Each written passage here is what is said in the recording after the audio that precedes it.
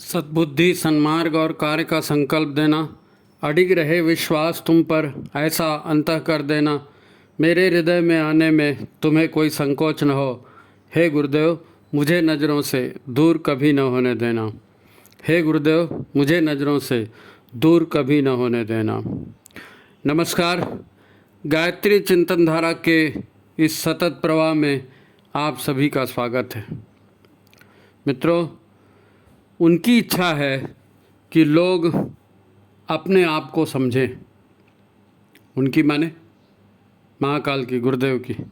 उनकी इच्छा है कि लोग अपने आप को समझें। कहा गया है कि लोगों को अपने अस्तित्व का ज्ञान कराया जाए, अपने अस्तित्व का ज्ञान कराया जाए। इसीलिए कहा गया कि अपनी सूक्ष्म शक्तियों को पहचानने का प्रयत्न करो, अपनी सूक्ष्म शक्तियों को पहचानने का प्रयत्न करो। यदि अपनी सूक्ष्म शक्तियों को हम पहचानेंगे तो जाहिर है हम अपने आप को भी बहुत आसानी से जान सकते हैं, अपने लक्ष्य को भी जान सकते हैं, अपनी साधना को भी सफल कर सकते हैं, अपनी दीक्षा को भी सफल कर सकते हैं। इसलिए अपनी इन सूक्ष्म शक्तियों को जानना, इनके महत्व को पहचानना, ये बहुत ज़रूरी है। ये कहा गया है कि लोगों को अपने अस्तित्व का ज्ञान कराया जाए। अब सबसे ज़्यादा जो सूक्ष्म है वो तो सर्वव्यापी परम शक्तिशाली परमात्मा, दुनिया ब्रह्मांड का रचयिता, वही सबसे ज़्यादा सूक्ष्म है, सर्वव्यापी है। नहीं, उसने ब्रह्मांड रचा है। कैसे रच पाया वो इस ब्रह्मांड को? वो रच पाया क्योंकि वही चैतन्य है, चेतना उसी में है। चेतना का आदि स्रोत परमात्मा ही है, और जिसमें चेतना होगी वही तो सृजन करेगा। तो परमात्मा जो है चैतन्य स्वरूप है, जागृत है, उसे मालूम है कि वो क्या है और उसे क्या करना है और क्यों करना है। पर लोग कहते हैं कि परमात्मा स्वयं कुछ नहीं करता। फिर आप कहते हो कि उसने संसार रचा, ये कैसे? हाँ, यही तो समझने वाली बात है कि परमात्मा स्वयं कुछ नहीं करता, फिर लोग कहते हैं कि संसार परमात्मा ने बनाया, तो ये क्या है? तो ये सूक्ष्म शक्तियों को समझते समझते ये सारी चीज़ें समझेंगे तो सूक्ष्म शक्तियाँ समझ में आएंगी, फिर अपने आप का अस्तित्व भी समझ में आएगा। तो बहुत महत्वपूर्ण ये विषय आज होने वाला है। आज हम यही समझने का प्रयास करेंगे। अब ये भी कहा जाता है कि न तो परमात्मा का सटीक कोई वर्णन कर सकता है, न ही किसी के समझाने से उस परमात्मा को समझा जा सकता है। भाई कोई चीज़ है, उसको समझाना है तो उसका वर्णन करोगे, ऐसी दिखती है, ऐसा है, वैसा है। तो आप परमात्मा सूक्ष्म रूप में है और उसका सटीक वर्णन नहीं कर सकते, उसको नहीं समझा सकते, ये भी हमारे यहाँ कहा गया है नहीं? तो उस परमात्मा का फिर साक्षात्कार ही हो सकता है, क्योंकि कोई उसको समझा नहीं सकता, कोई उसका वर्णन नहीं कर सकता। तो आपको पता कैसे चलेगा? जब आप खुद देखेंगे तब पता चलेगा, है नहीं? उसका साक्षात्कार ही हो सकता है। पर ये तभी हो सकता है जब वो स्वयं प्रकट होना चाहेगा। परमात्मा स्वयं प्रकट होना चाहेगा तभी ये होगा। ऐसा नहीं होगा कि मैं यहाँ हूँ, अरे परमात्मा तुम आ जाओ, मैं तुमको देखना चाहता हूँ, ऐसे नहीं होगा। परमात्मा स्वयं चाहेगा कि हाँ इसको दर्शन देना है, तभी वो दर्शन दे। क्योंकि ये शब्दों का जोड़ घटाना नहीं है। सूक्ष्म शक्तियों को जानना या परमात्मा के दर्शन करना या परमात्मा को समझना, ये शब्दों का जोड़ घटाना नहीं है।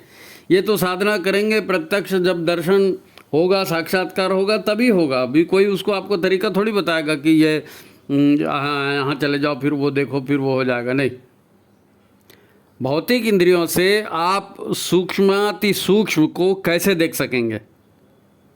भाई हाथ से छुआता नहीं है, कान से सुनाता नहीं है, आँख से दिखता नहीं है, अब वो सूक्ष्माति सूक्ष्म है, उसको कैसे देखोगे आप? तो फिर चित्त को शांत करें, मन को एकाग्र करें, सारे विचारों को भूलकर उन भावों पर ध्यान दें जो भाव अभी शब्द ध्वनि के माध्यम से आप तक आ रहे हैं। फिर कहूँ, सूक्ष्माति सूक्ष्म को जानना है तो उसका जो तरीका वो बताएगा कि प्राथमिक तैयारी उसकी क्या करनी पड़ेगी। तो सूक्ष्माति सूक्ष्म का प्रत्यक्षीकरण करना है, परमात्मा का देखना है, साक्षात्कार करना है, तो क्या करना पड़ेगा? चित्त को पहले शांत करना पड़ेगा। मन भटक रहा है, विचार भटक रहे हैं, मन को एकाग्र करना पड़ेगा। सारे विचारों को भूलकर, है ना, जो भी अभी चल रहे हैं उन विचारों को चिंतन करते हुए थोड़ी आप दर्शन कर पाएंगे, उसका साक्षात्कार कर पाएंगे। तो इनको भूलकर केवल उन भावों पर ध्यान देना है जो भाव अभी इन शब्दों के माध्यम के आपके कानों तक आ रहे हैं। मतलब जो कहा जा रहा है उसको ध्यान से सुने। इन भावों को पूज्य गुरुदेव भेज रहे हैं, हम अपने मुंह से नहीं कह रहे हैं। जो संदेश इस वीडियो में है ये हमारा इसमें कोई दिमाग नहीं है, हमारे कोई शब्द नहीं है, ये संदेश पूज्य गुरुदेव की ओर से है, हम नहीं कह रहे हैं। अब आपको सुनना है सुनिए, करना है करिए। आपको स्वयं प्रयत्न करके उन भावों से जुड़ना पड़ेगा। आप समझने का प्रयास करें ना, आप समझने का प्रयास, सूक्ष्मति सूक्ष्म को आप देखने जा रहे हो, उसकी पावर को समझो तो सही हैं? आप प्रयास करो। देखो जैसे क्या है, पानी है या कोई भी पदार्थ है, ये सारे पदार्थ इंद्रिय गम्य हैं, परमात्मा इंद्रिय गम्य नहीं है। जो हमको दिखता है इंद्रियों से समझ में आता है ना, वो इंद्रिय, उसको इंद्रिय गम्य कहते हैं। लेकिन परमात्मा तो उसको देख नहीं सकते, छू नहीं सकते, तो उसको इंद्रिय गम्य नहीं है वो। इसके लिए इन शब्दों पर ध्यान दीजिए और जो कहा जाए उस तरह का करिए। आप इन्हें इंद्रियों से अनुभव कर सकते हैं। पर जब किसको अनुभव कर सकते हैं? कोई भी पदार्थ है, जैसे पानी आपको उदाहरण दिया है ना, तो इनको, पानी को आप इंद्रियों से अनुभव कर सकते हैं। अब अगर इस पानी को गर्मी दी जाती है, इस पानी को ऊर्जा दी जाती है, तो यही पानी भाप बन जाता है। है ना। ये भाप जो है ये पानी से बहुत सूक्ष्म है और पानी से ज़्यादा शक्तिशाली भी है। पानी भी शक्तिशाली है लेकिन भाप उससे ज़्यादा शक्तिशाली है। इस भाप पर आप और भी भयंकर ऊर्जा लगाएंगे। पानी से भाप बनी ना, भाप को और ऊर्जा लगाओ तो ये भाप और भी सूक्ष्म अणुओं में टूट जाएगी। फिर अणुओं पर भी ऊर्जा लगाएंगे तो अणु जो है परमाणु में टूट जाएंगे, है ना। ऊर्जा लगाना मतलब ध्यान लगाना है, आप देखेंगे ऊर्जा लगाना है नहीं। यहाँ तक कि परमाणुओं को भी तोड़कर देखा गया वैज्ञानिकों के द्वारा, तो पाया गया कि यहाँ भी कुछ नहीं है। परमाणु भी क्या है, केवल ऊर्जा के वाइब्रेशंस हैं। तो कहाँ पानी जिसको हम देख रहे थे, हाथ से छू रहे थे, गले से घटक रहे थे, उसका विश्लेषण करते करते क्या तय हुआ? यह तय हुआ कि इसके जो परमाणु हैं, इसके अंदर जो इलेक्ट्रॉन प्रोटॉन है, ये भी कोई कण नहीं है, ये भी ऊर्जा की तरंगे हैं। अलग अलग तरंगे हैं तो अलग अलग प्रभाव है उसका, लेकिन है ऊर्जा की तरंगे। अब ये मुक्त होती हैं, है ना। इन सूक्ष्म ऊर्जाओं के रहस्य को जानेंगे तो पता चलेगा कि इन ऊर्जाओं को भी पैदा नहीं किया गया है। आप कहेंगे कि भाई ये ऊर्जा कहाँ से आई? संसार इन पदार्थों से बना है ना, पंचतत्वों से बना है। पंचतत्व इन ऊर्जाओं से बने, तो ये ऊर्जा कहाँ से आई? ये आएगा ना प्रश्न। भाई सूक्ष्म को खोज रहे हो तो ऊर्जा कहाँ से आई, ये प्रश्न नहीं आएगा। तो इन्हें भी पैदा नहीं किया गया है। ये विश्व ब्रह्मांड में ऊर्जा पहले से है। सारा ब्रह्मांड इन्हीं सूक्ष्म ऊर्जाओं से भरा पड़ा है। आपके मन में फिर प्रश्न उठेगा कि आखिर ये ऊर्जाएं बनी कैसे? कोई तो इन्हें भी बनाने वाला होगा। तो हाँ है, इन्हें भी बनाने वाला है। वो है परम चेतना, शुद्ध चेतना, निर्गुण निराकार सर्वव्यापी चेतना। क्या मतलब? अरे मतलब क्या? ये वही शक्ति है जिसे परमात्मा कहते हैं, है ना। परमात्मा ही तो सृजन करता है। तो ये सूक्ष्म परमाणु कण जो भी है, सारे ब्रह्मांड में जो ऊर्जा व्याप्त है, वो ऊर्जा कहाँ से है? वो परमात्मा ही है, परमात्मा से ही आई, है ना। ये सारे शक्ति के वाइब्रेशन यहीं से निकले हैं, उस दिव्य चेतना से जिसको परमात्मा कहते हैं, है ना। वहीं से सारे वाइब्रेशन शक्ति के निकले हैं। यही वाइब्रेशन वो शक्तियाँ हैं जिनसे अणु, परमाणु और फिर पदार्थ बने हैं। सारी संरचनाएं उन्हीं से बनी हैं, ऊर्जा के वाइब्रेशन हैं। परमात्मा से ही ये निकले हैं। जो कुछ भी दृश्य ब्रह्मांड है वो इसी आदि शक्ति का स्थूल दृश्य रूप है। परमात्मा के वाइब्रेशन को भी दो प्रकार से बांटा गया ना, हम लोग पढ़े हुए हैं इसको, तो आप भी जानते हो, गायत्री और सावित्री, ये ऊर्जा के वाइब्रेशंस हैं, ये परमात्मा से ही निकले, परमात्मा का ही अंग है, वहीं से निकले हैं, है नहीं। तो सारा ब्रह्मांड जितना भी स्थूल है वो ऊर्जा के वाइब्रेशन से ही बना है। अब 5 तत्व बताए हैं, तो 5 तत्व प्रकृति के 5 तत्व हैं, तो ये प्रकृति के 5 तत्व इन्हीं से बने ना। और ये भी तत्व बने मतलब क्या, 5 तरह की अलग अलग ऊर्जाओं के स्पंदन है, ये 5 तरह की अलग अलग ऊर्जाओं के वाइब्रेशन है। स्थूल यहाँ पर कुछ भी नहीं है, स्थूल यहाँ पर कुछ भी नहीं है, ऊर्जाओं के वाइब्रेशन है।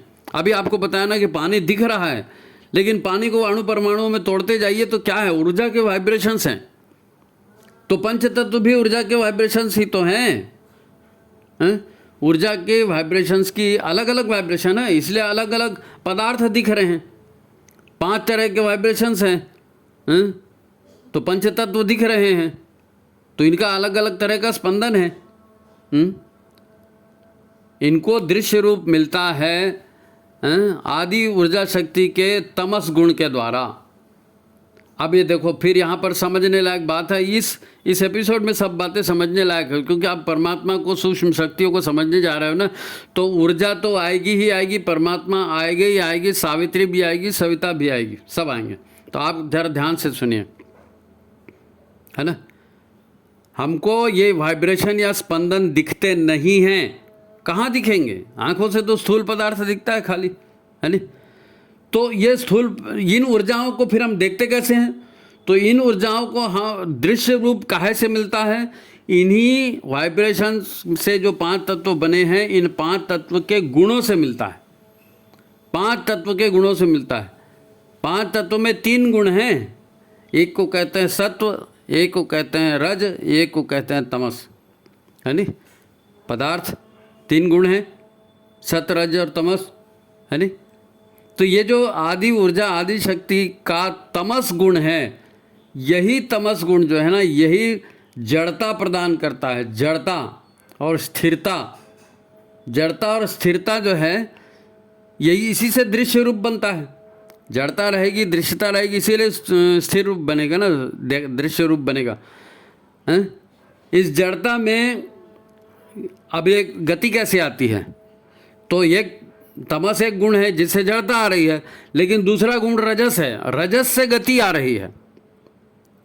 पंचतत्व पदार्थ हैं, फिर कह रहा हूँ पंचतत्व पदार्थ हैं, ये पदार्थ ऊर्जा के 5 तरह के अलग अलग वाइब्रेशंस हैं। इन तीनों 5 तरह के वाइब्रेशंस में 3 प्रकार की क्वालिटी है, 3 प्रकार के गुण हैं, जिसको तमस, रजस और सत्व कहते हैं। तो तमस से दृश्य प्रकृति बन रही है, जड़ प्रकृति बन रही है। जड़ प्रकृति आपको दिख रही है आंखों से ना, जड़ता दिख रही है, पानी दिख रहा है, लोहा दिख रहा है, पुल दिख रहा है, कापी किताब दिख रहे हैं, गाड़ियाँ कारें सब दिख रही है। ये काहे से दिख रही हैं, प्रकृति के तमस गुण के द्वारा, है ना, दृश्य रूप, और रजस के द्वारा गति।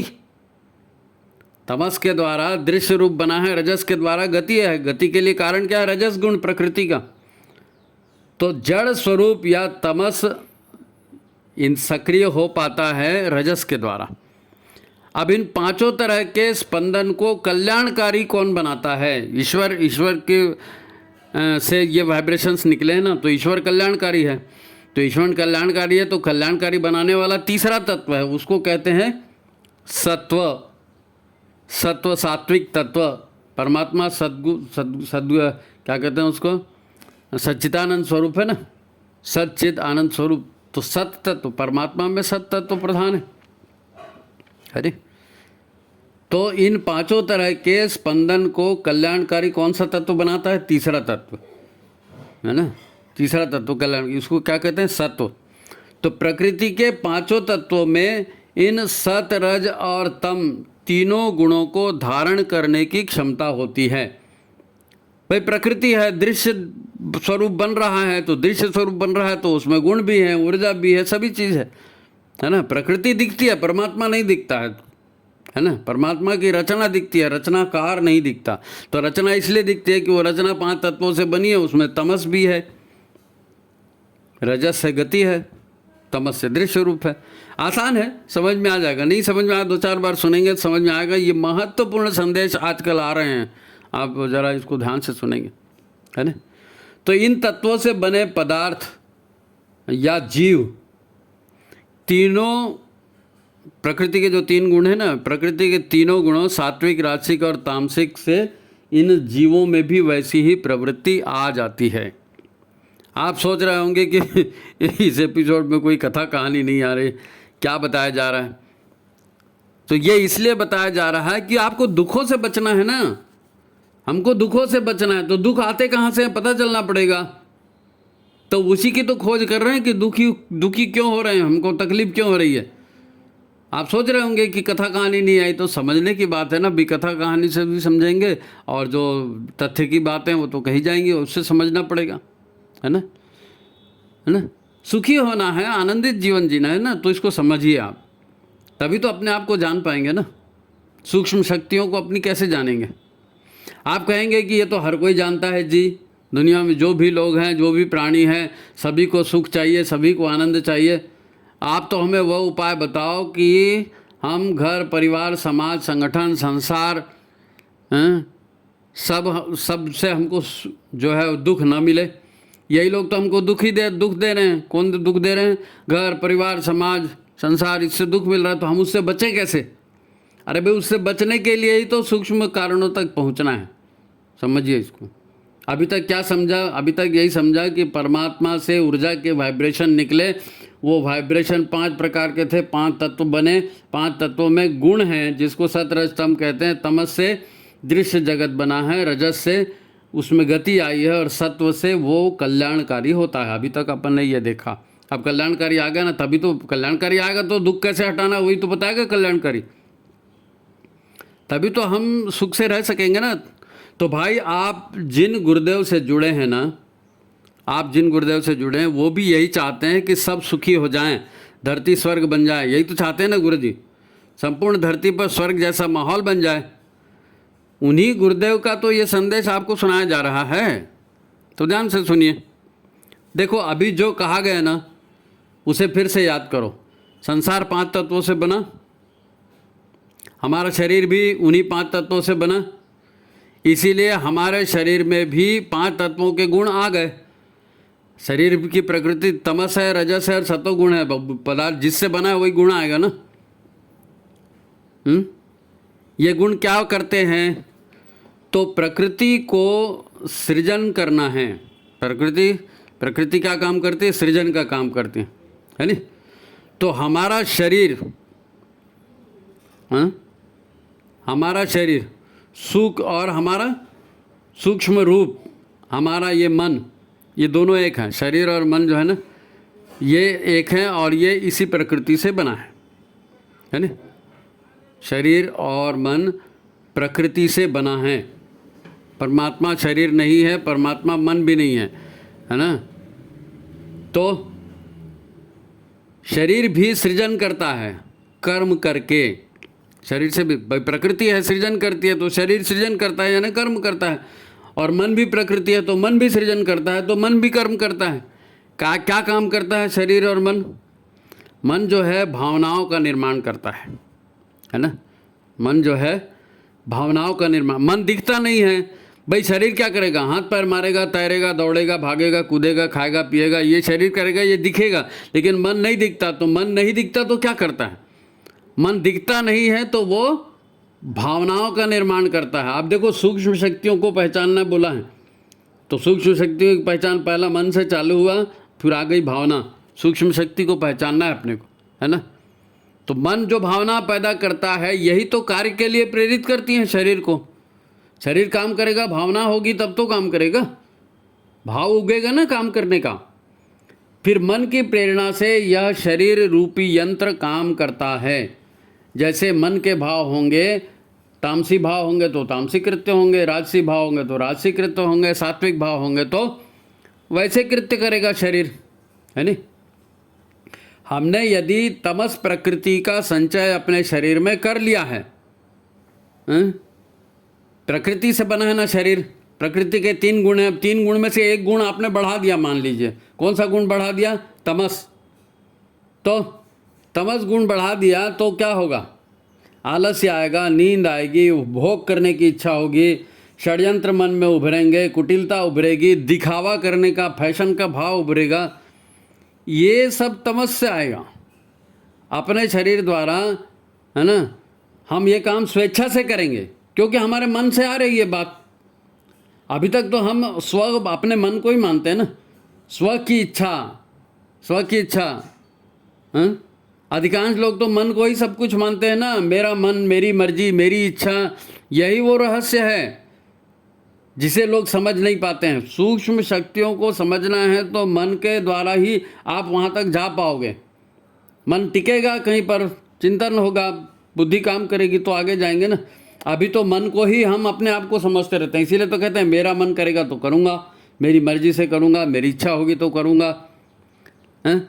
जिसे लोग समझ नहीं पाते, लोग समझ नहीं पाते कि मैं मन नहीं हूँ भाई, मैं शरीर भी नहीं हूँ, मैं तो सच्चिदानंद स्वरूप वही परम तत्व हूँ। ये समझ में कहाँ आता है? क्योंकि मन हमको बोलता है ये करना है और हम मन का काम करते रहते हैं। पशु भी ऐसी करते हैं, हम भी करते हैं, है नहीं?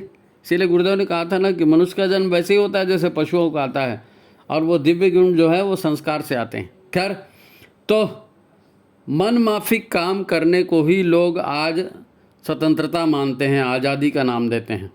मैं स्वतंत्र हूँ जी, मैं आज़ाद हूँ, मैं अपने मन से कुछ भी कर सकता हूँ, जबकि ये आज़ादी नहीं है, ये मन की गुलामी है। भाई मन की इच्छा से काम करेंगे तो मन के गुलाम होंगे, जिसकी इच्छा से काम करोगे उसी के गुलाम कहलाओगे ना। परमात्मा की इच्छा से काम करोगे तो भक्त कहलाओगे, गुरु जी की इच्छा से काम करोगे तो शिष्य कहलाओगे। अभी मन की इच्छा से काम कर रहे हो तो मन के गुलाम कहलाओगे।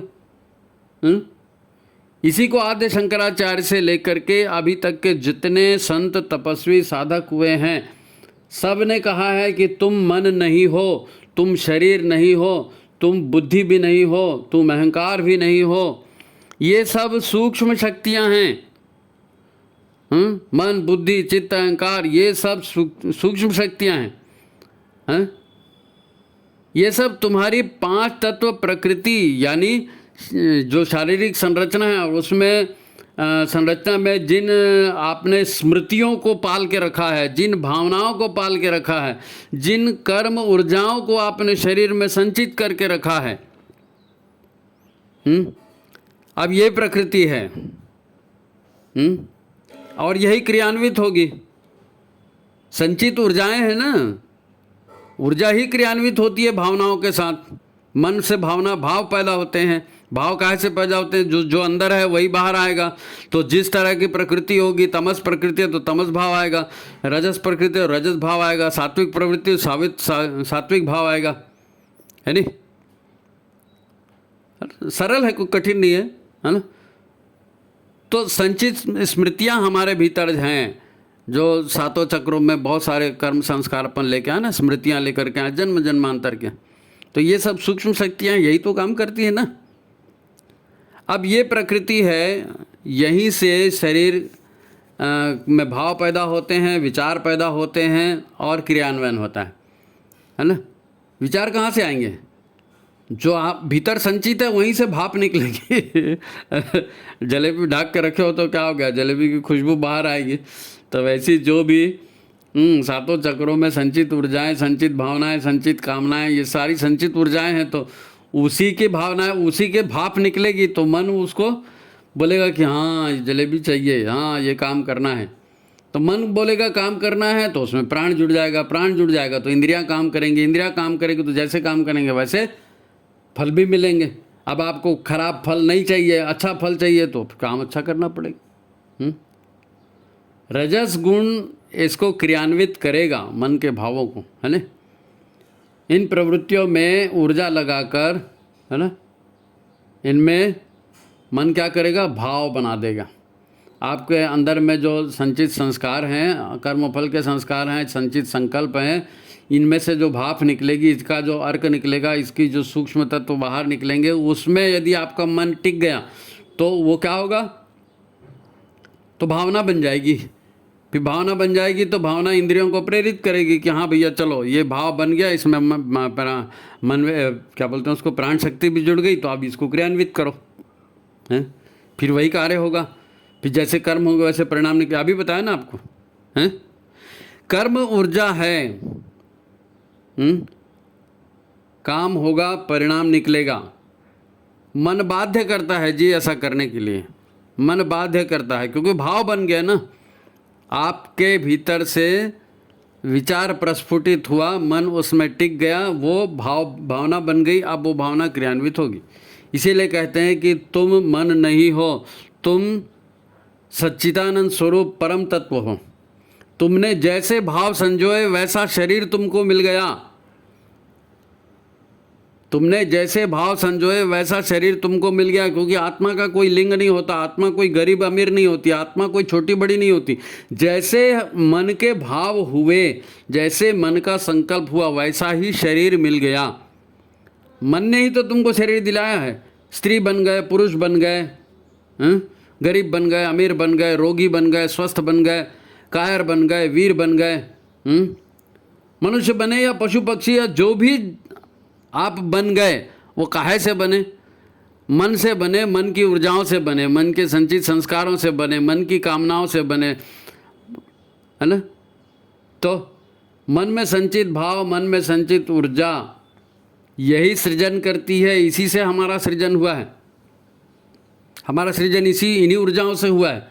तो इन ऊर्जाओं को पहचानना है। गुरुदेव यही कह रहे हैं कि सूक्ष्म ऊर्जाओं को पहचानिए, यही आपको बनाती है, यही आपको बिगाड़ती है, इसलिए इन ऊर्जाओं को पहचानो। जैसी ऊर्जाओं से आप खेलोगे वैसे ही रिजल्ट आएगा ना। फिर बोलोगे इसने मार दिया, उसने नहीं मारा भाई, तुमने मार खाने का काम किया है? देखो, आप गुरु से प्रभावित हो ना, आप गुरु से प्रभावित हो, आपने दीक्षा ले ली, कपड़े रंग लिए, है ना, पर आपका स्वास्थ्य ठीक नहीं है, आपका शरीर साथ नहीं देता, आपका मन बार बार उचटते जाता है, आप हजार तरह से सोचते हैं, पर मन में न जाने कैसे कैसे विचार आते हैं। आप सोचते हैं मैं ये साधना कर लूँ, मैं वहाँ चले जाऊँ, मैं वो तीर्थ कर लूँ, मैं वो उपास कर लूँ, सब आप सोच रहे हो, लेकिन फिर मन में कैसे कैसे विचार आते हैं, फिर आप भटक जाते हो। देखो, एक बात बार बार कही जाती है, पर हम इसका अर्थ नहीं समझ पाते, हम इसका अर्थ नहीं समझ पा रहे हैं, यही हमारी तकलीफ का कारण। अच्छे अच्छे तथाकथित साधक भी जो है ना, बड़े बड़े साधक जिनको आप जानते हो, वो भी मूल बात को स्वीकार ही नहीं कर पा रहे हैं। नहीं तो साधना से तो सिद्धि मिल ही जाती है। कितने सिद्ध दिख रहे हैं आपको? दिख रहे हैं? सिद्ध का चोला दिख रहा है, सिद्ध तो नहीं दिख रहे। तो अच्छे अच्छे तथाकथित साधक भी मूल बात को स्वीकार नहीं कर पा रहे हैं, मूल शक्तियों को समझ नहीं पा रहे हैं। इसी को आपको समझना है। यही गुरुदेव का आदेश है कि इन मूल सूक्ष्म शक्तियों को आप समझिए। सारे स्थूल जगत और पशु प्राणियों के निर्माण के पीछे केवल और केवल भाव ऊर्जा ही कारण है। जैसे भाव बने वैसा शरीर मिला, वैसा प्राणी बना। चेतना तो परमात्मा की है, ऑलरेडी सब जगह उपलब्ध है। पंचतत्व के शरीर हैं, वो भी ऑलरेडी सबके लिए कॉमन है।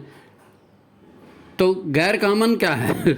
गैर कॉमन वो भाव है जो हमने अपने मन में पाले, उसी भाव के ऊर्जा से जो है ये हमारा शरीर बना है। इससे ज़्यादा डिटेल कैसे जाएंगे? और तो सूक्ष्म ऊर्जाओं से ही सारे स्थूल जगत का निर्माण हुआ है। फिर ध्यान से सुन लें, सूक्ष्म ऊर्जाओं से ही सारे जगत का निर्माण हुआ है, इसको ध्यान में रखिए। अगर सुख भी मिल रहा है तो सूक्ष्म ऊर्जाओं से मिल रहा है, दुख भी मिल रहा है तो सूक्ष्म ऊर्जाओं से मिल रहा है। और ये ऊर्जाएं हमारे कर्मों के परिणाम हैं जो हमने भीतर संचित करके रखे हैं। इसलिए इन ऊर्जाओं को आप टाल नहीं सकते। वो ऊर्जा है, वो तो काम करेगी ही करेगी। अगर आपको सुखी होना है तो सुख होने के लायक काम करना पड़ेगा, सुखी होने के लायक चिंतन करना पड़ेगा, सुखी होने के लायक सद्भावनाएं अपने भीतर में उभारनी पड़ेंगी, उसके आधार पर काम करना पड़ेगा। बहुत कठिन लग रहा है? कठिन नहीं है, जगत का निर्माण ऐसे ही हुआ है और हो रहा है। भाई आपको गुस्सा है तो क्या होता है? गुस्सा तो सूक्ष्म शक्ति है ना गुस्सा। तो आपको सूक्ष्म गुस्सा आता है तो क्या होता है? बीपी हाई हो जाएगा, बेचैनी बढ़ जाएगी, उत्तेजना बढ़ जाएगी, आंखें लाल हो जाएगी। हैं? आया है गुस्सा, गुस्सा दिखता है क्या? गुस्सा दिखता नहीं है, गुस्से के लक्षण दिख रहे हैं, है ना। मनुष्य की आत्मा नहीं दिख रही है, शरीर दिख रहा है। पंचतत्व से बना शरीर दिख रहा है, चेतना कहाँ दिख रही है नहीं? कोई बुरा समाचार आपको मिला या आपको लगा कि ये बुरी संभावना बन रही है, तो केवल संभावना बन रही है, केवल बुरा समाचार मिल कान में पड़ा है, लेकिन वो समाचार मन में गया और आपका मन बेचैन हो गया क्योंकि बुरा समाचार आपको लग रहा है। तो बुरा समाचार आपको लगा तो आप रोने लग गए हैं, ज़्यादा बुरा लगा तो आपको चक्कर भी आ गए, और ज़्यादा एकदम दंदनाता हुआ बुरा समाचार है और ज़्यादा चोट लग रही है तो हार्ट अटैक भी हो सकता है। सिर्फ एक समाचार की वजह से एक भावना पैदा हुई और आदमी खटाक मर गया, है ना। गुस्से से क्या हो गया, बुरे समाचार से क्या हो गया। ये छोटे छोटी ऊर्जाएं हैं, लेकिन इससे हमारे शरीर में परिवर्तन हो रहा है। किसी पकवान की, किसी चाट की खुशबू आ गई तो क्या होता है, मुंह में पानी आ जाता है। अरे भाई, तुमने चाट को देखा भी नहीं, हमने तुमने जलेबी को देखा भी नहीं, लेकिन मुंह में पानी आ गया ना। क्या है, केवल एक काम वासना का भाव अगर शरीर में जग जाए, केवल एक काम वासना का भाव शरीर में जग जाए तो आप बुरी तरह से होशो हवास खो बैठोगे। काम का भाव जग जाता है तो आदमी होशो हवास खो देता है ना। यदि किसी के प्रति ईर्ष्यावश, है ना, ईर्ष्या द्वेष होती है ना, तो ये भी ऊर्जा है, ईर्ष्या भी ऊर्जा है, द्वेष भी ऊर्जा है, काम भी ऊर्जा है, क्रोध भी ऊर्जा है। तो किसी के वश यदि आपके हृदय में ईर्ष्या का भाव उठ गया, प्रबल रूप से जग गया, तो क्या होगा, बदले की भावना और तीव्र हो जाएगी। आपको कुछ करने को मिले तो क्या होगा, है, आदमी धीरे धीरे सूख कर काटा हो जाएगा। कुछ करने को नहीं मिल रहा है, ईर्ष्या हो गई प्रबल, ऐसा नहीं होना चाहिए, उसका ऐसा हो गया, मेरा नहीं हुआ, उसका ऐसा हो गया, मेरा नहीं हुआ, यही भाव अंदर चलते रहेगा, शरीर सूख के काटा हो जाएगा। केवल भाव परिवर्तन हुआ है और कुछ नहीं। भाव परिवर्तन से शरीर परिवर्तन।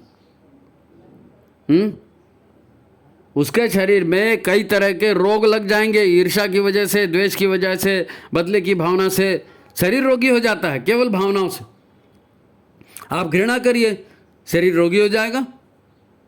ये जितने भी मनोभाव हैं, यानी आपके मन में जो भावनाएं पैदा हो रही हैं, वो आपके स्थूल शरीर को ही नहीं, वो आपके परिवार को भी प्रभावित करेगी, वो समाज को भी प्रभावित करेगी और सारे हालात बदल देंगे। अच्छे विचार आएंगे, अच्छे भाव पैदा होंगे तो कल्याणकारी परिस्थितियां बनेंगी, बुरे विचार आएंगे, बुरे भाव बने तो बुरी परिस्थितियां बनेंगी। ये विज्ञान है, यही धर्म है, यही आध्यात्म है, यही सूक्ष्म शक्तियों की ताकत है। अब इसको छोड़ करके आप मैं करते रहेंगे लोग बाग, तो फिर मैं से क्या होगा, बकरी बनोगे और बकरा बन जाओगे, काटेंगे लोग, और क्या होगा। पिछले जन्मों के संस्कार हैं वो ठीक है, लेकिन आपकी सोच, आपकी मान्यता, आपकी धारणा, आपका विश्वास, आपका संदेह, आपकी श्रद्धा, ये सभी सूक्ष्म ऊर्जाएं हैं। मान्यता सूक्ष्म ऊर्जा है, विश्वास सूक्ष्म ऊर्जा है, संदेह सूक्ष्म ऊर्जा है, श्रद्धा सूक्ष्म ऊर्जा है। ये सभी सूक्ष्म ऊर्जाएं हैं। इनके प्रभाव से ही तो बुद्धि भी वैसी बन जाती है, सात्विक, राजसिक, तामसिक बुद्धि भी वैसी बन जाती है इन ऊर्जाओं के प्रभाव। अब पूरी जिंदगी नहीं मैंने अच्छा सा सोच के किया था, हाँ तो सोच के तो बुद्धि तुम्हारी तामसिक हो गई, तो सोचोगे तो तामसिक ही आएगा ना। पूरी जिंदगी का नक्शा बदल जाता है भाई इन सूक्ष्म शक्तियों की वजह से। इन्हीं सूक्ष्म शक्तियों को पहचानना है, तभी हम अपने दुखों को हटा पाएंगे, सुखों को बढ़ा पाएंगे। तो फिर से कहता हूँ कि इन्हीं विचार, इन्हीं भावनाएं, इन्हीं सूक्ष्म शक्तियों के आधार पर पूरा जीवन चल रहा है और सुख और दुख का अनुभव हमको हो रहा है, जीत या हार हमको प्राप्त हो रही है। गुरुदेव ने हमें जीवन भर यही समझाया है जी, गुरुदेव ने हमें जीवन भर यही समझाया कि बुद्धि को निर्मल करने के लिए विचारों और भावनाओं पर काम करो। बुद्धि को निर्मल करने के लिए विचारों और भावनाओं पर काम करो। लोग 9 दिवसीय साधना करते हैं, 40 दिवसीय साधना करते हैं, चंद्रायण व्रत करते हैं। इन सभी साधनाओं का मूल उद्देश्य क्या है? हम जितनी भी साधनाएं करते हैं, इनका मूल उद्देश्य क्या है?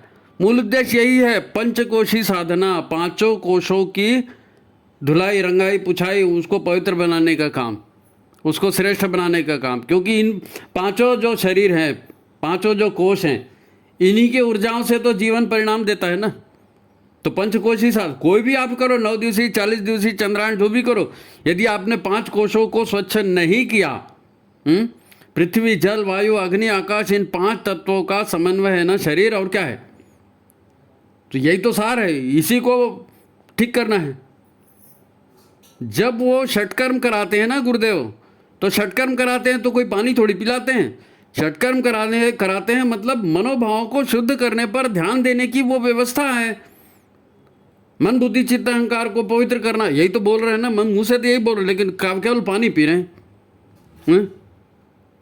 जब एक एक बुराई छोड़ने को कहते हैं गुरुदेव, ध्यान लगाने को कहते हैं, तो वो भी भीतर की तामसी और राजसी शक्तियों का भाव त्याग करने की बात कहते हैं। उसके लिए बताते हैं कि आप स्वाध्याय करिए, आप सत्संग करिए, आप आहार को ठीक करिए, आप विचार को ठीक करिए, क्योंकि ये आहार विचार ठीक होंगे, हाँ, आपका स्वाध्याय ठीक होगा, आपकी सत्संग ठीक होगी, तो फिर आपके विचार भी अच्छे बनेंगे, विचार अच्छे बनेंगे, भाव अच्छे बनेंगे, भाव अच्छे बनेंगे तो कृत्य होंगे अच्छे। क्या है, लोग जाप और साधना के ना कर्मकांड करके छूछे रह जाते हैं। छूछे समझते हो? नहीं जी, हमने तो इतने अनुष्ठान कर लिए, हमने तो इतने चंद्रायण कर लिए, इतना ये कर लिया। अरे तो ठीक है भैया, कर लिया, लेकिन उसके माध्यम से आंतरिक ऊर्जाओं का जो शोधन होना था, आंतरिक व्यवस्था को सुधारा जाना था, वो नहीं सुधरी। इसीलिए इतने अनुष्ठान करने के बाद भी व्यक्ति को कोई लाभ नहीं होता। आदमी शक्तिहीन हो जाता है, दुखी रह जाता है। क्यों? वो कर्मकांड को मशीन रूप से कर देते हैं ना, भावयुक्त कर्मकांड नहीं है। दिखाने के लिए कर दिया, लोग मेरे को साधक समझेंगे, लोग मेरा सम्मान करेंगे, मैं ऐसा कर दूंगा तो मेरे को ये फायदा हो जाएगा। अरे कर दूंगा मतलब मशीनी ढंग से नहीं करना है ना, वहाँ मन लगना है, वहाँ ध्यान लगना है, और वहाँ भावनाओं को पोषित करना है और दुर्भावनाओं को हटाना है। तो मशीन जैसे कर्मकांड करने से आपके लटके झटके तो हो जाएंगे, पर अपनी सूक्ष्म शक्तियों पर, अपने प्राण पर, अपने मनोभाव पर काम नहीं हो पाएगा। देखो, बात को समझो, बात को समझो। अभी अपन अंतिम चरणों में चल रहे हैं, आप अच्छे से समझिए, बात को समझिए। काजू बादाम दूध घी है ना, ये खाकर आप बॉडी तो बना सकते हो, पहलवान दिख जाओगे, बढ़िया 6 पैक आपका ये बन जाएगा, शरीर बन जाएगा, काजू बादाम दूध घी ये सब खाने से, है ना। पर साहस कहाँ से लाओगे? शौर्य कहाँ से लाओगे? पराक्रम कहाँ से लाओगे? साहस का भाव होता है, शौर्य भावना से आता है, पराक्रम भावनाओं से होता है। काजू बादाम खाने से कोई शौर्य पराक्रमी साहसी नहीं बनेगा, वो तो अंदर भीतर से संस्कार के रूप में उपजेगा, भीतर से प्रेरणा आएगी। तो फिर आपसे साहस का काम नहीं बनेगा। आप बंदूक लेके खड़े और सामने वाला आ जाएगा और आपको बोलेगा देख एक पत्थर मारूंगा तो तुम छोड़ बंदूक नीचे, और तुम बंदूक छोड़ दोगे, तो फिर कहाँ गया साहस?